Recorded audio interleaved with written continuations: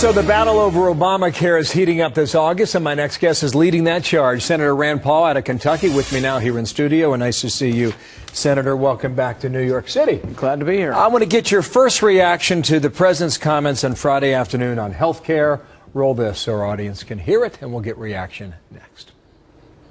I think the really interesting question is why it is that my friends in the other party have made the idea of preventing these people from getting health care their holy grail, their number one priority. The one unifying principle in the Republican Party at the moment is making sure that 30 million people don't have health care. His argument is quite clear. If you defund Obamacare, you prevent 30 million Americans from getting benefits under this law. What do you say about that? You know, I think the opposite may be true. I think we all want more people to have insurance. What my fear is that he's going to make insurance so expensive that people who currently have insurance may lose their insurance. People who currently have their insurance through their employer may well lose their insurance because their employer may say, I may well pay a $2,000 penalty rather than providing $12,000 worth of insurance. He's creating an economic incentive for people to actually drop their insurance for their employees. But then they would go into the government exchanges. They would. So they would have insurance. Maybe, maybe not. Some would be subsidized and some wouldn't. Here's the thing. You make $30,000, $40,000 a year and you're working for someone who is not required to provide you insurance.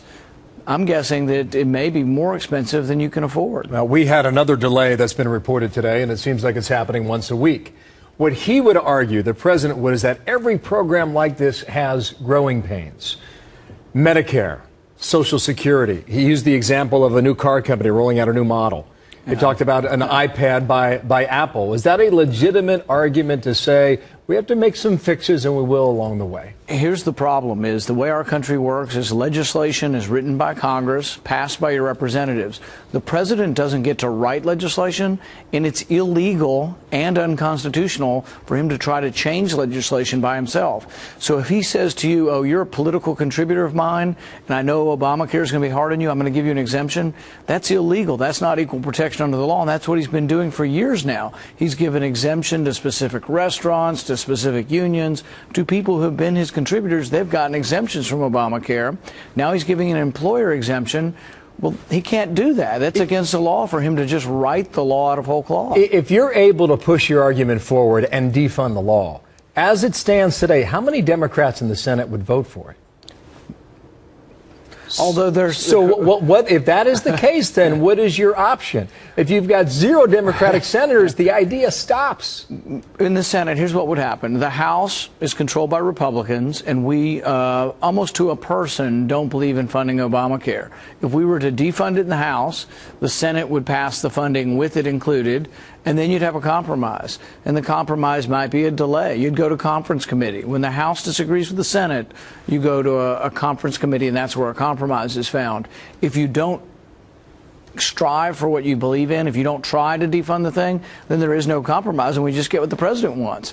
The Republicans control the House, the Democrats control the Senate. It should be a meeting in between. It shouldn't be my way or the highway, and that's what the president seems to be saying. On Benghazi, you asked this of Hillary Clinton during the hearings back in January 23rd.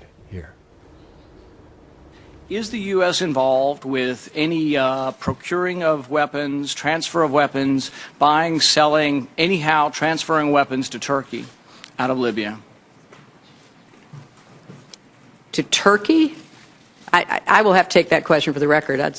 Nobody's ever raised that with me. You're saying you don't know? I do not know. I don't have any information on that. The inference was that weapons were going to Syria by way of Turkey. And now just today we have this attorney, Joe DeGenova, who's been working with a lot of the people who were in Benghazi the night of the attack, suggesting that 400 surface-to-air missiles have gone missing and are likely in the hands of al-Qaeda operatives. If that is the case, that is a big deal that the administration has to handle. What do you know of it? You know, I'm concerned about surface-to-air missiles obviously being in the hands of Islamic radicals, but I'm also concerned, was Hillary Clinton telling the truth, or was she simply saying, well, maybe it's classified, maybe I won't tell the truth? I don't think our public officials should come before a committee and not tell the truth. She has said she had no information about this. The New York Times has reported that she was the largest and most vocal advocate of arming the Syrian rebels. I find it hard to believe. The New York Times has also reported that the CIA has been involved with procuring arms to the Islamic rebels in Syria for over a year. What was the CIA annex doing there? Why have we had no discussion of that so far? And was she not telling the truth? I don't know. See, the thing is, I think she needs to be deposed again. I think Chairman Issa. Bring her back? I can't because we don't control any committees. But in the House, you would like to see her come back. I have asked specifically to have her brought back, and I hope Chairman Issa will bring her back. She needs to testify under oath. Did she know about this? And did it have anything to do with the misdirection campaign? And did she have anything to do with not allowing the Marines to go aid their wounded brothers over there in Benghazi? There are TV documentaries in the works right now on the life of Hillary Clinton. She's writing a book. There's a series of policy speeches she will roll out in the coming weeks. What do you make of that? I don't know. Maybe she's going to run for president. Would she be a good president?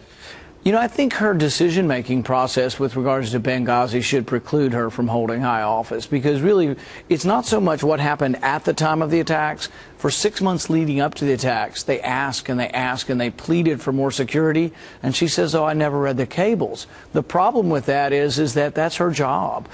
You know, Libya is one of the most dangerous places on earth, and she's saying, oh, I don't read the cables from the ambassador. I think that's inexcusable. Rand Paul, thank you for your time. South Carolina in June, 2 trips to Iowa. Would you make a good president? Yes or no? I have to leave that to others, and we're contemplating the idea, but we haven't made any decision. We'll leave it there. Thank you, Senator Rand Paul. Let's get a